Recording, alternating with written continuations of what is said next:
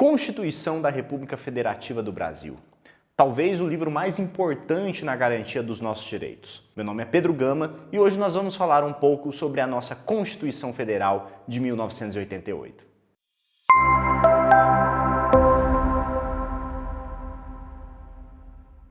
Carta Magna Brasileira, Lei Fundamental, Constituição Cidadã.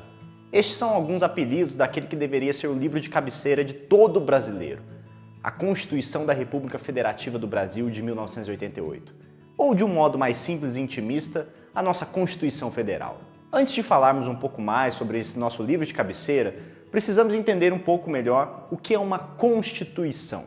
Uma Constituição é o conjunto das regras mais fundamentais de uma comunidade. É na Constituição que encontramos como o poder está dividido, quais são as funções de cada órgão e quais são os nossos direitos fundamentais. Também na Constituição estão definidas as regras básicas de como elegemos nossos representantes e como são feitas as nossas leis. Em outras palavras, tomando como base o conceito de Estado, que nós já estudamos, podemos dizer que a Constituição é o conjunto de regras fundamentais sobre como funciona o nosso Estado, bem como quais são os nossos direitos mais básicos nesta relação com o Estado. As constituições modernas começam a ganhar destaque a partir do século XVIII, especialmente com as revoluções inglesa, francesa e americana. É neste contexto que surge a ideia de que o poder do Estado precisa ser organizado e limitado.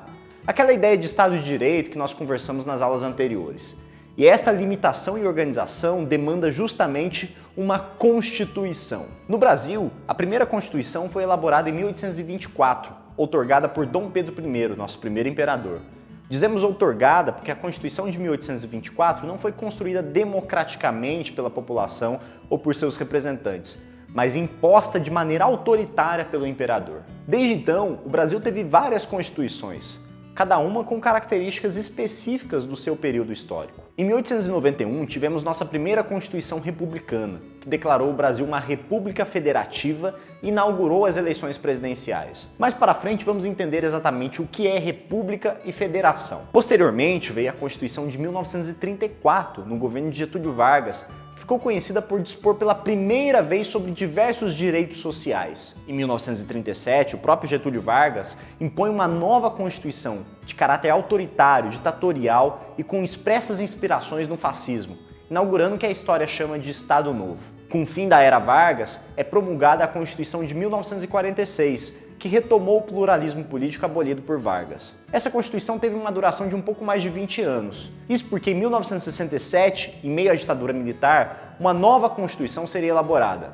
novamente com traços autoritários. Ufa! Só até aqui já falamos de 6 constituições diferentes no período de aproximadamente 150 anos de história do Brasil. Isso demonstra o quanto a história política brasileira é conturbada, permeada de golpes e mudanças políticas bruscas. Mas finalmente chegamos ao nosso livro de cabeceira. Depois de mais de 20 anos do autoritarismo da ditadura militar, em 5 de outubro de 1988 é promulgada a nossa Constituição Federal. A elaboração da nossa Constituição Federal de 1988 está diretamente ligada ao processo de redemocratização e retomada do Estado Democrático de Direito, após o fim da ditadura militar. É a Constituição Federal de 88 que assume a responsabilidade de reorganizar o Estado brasileiro a fim de garantir que o poder passasse a ser exercido conforme o direito e de maneira democrática, bem como que fossem garantidos diversos direitos fundamentais para todos os brasileiros. Mas quem elaborou a nossa Constituição Federal de 1988?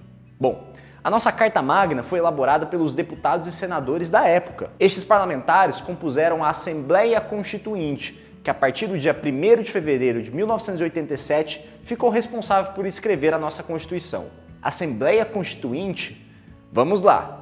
Como a Constituição é o conjunto das regras basilares da nossa comunidade, a sua elaboração é feita sem qualquer base legislativa anterior. Em outras palavras, não há nenhuma lei que defina o que pode ou não pode ter na Constituição. Ora, se a Constituição é a própria lei básica do nosso Estado, ela não pode estar vinculada ou subordinada a nenhuma outra lei. Ou seja, a Constituição não está condicionada a nenhum outro poder ou regra. É por isso que chamamos o poder que elabora a Constituição de um poder constituinte originário. É este poder quem vai originar as regras básicas do nosso Estado, sem estar condicionado ou limitado por qualquer outra lei ou poder. E quem exerce esse poder constituinte originário? Justamente a Assembleia Constituinte. Ou seja, a Assembleia Constituinte é o grupo das pessoas que foram escolhidas para definir as regras básicas e fundamentais de nossa comunidade. Bom, Pedro, mas quem compôs a Assembleia Constituinte de 87 no Brasil? Essa é uma questão que até hoje levanta debates. Os membros da Assembleia Constituinte foram os próprios deputados e senadores que haviam sido eleitos em 1985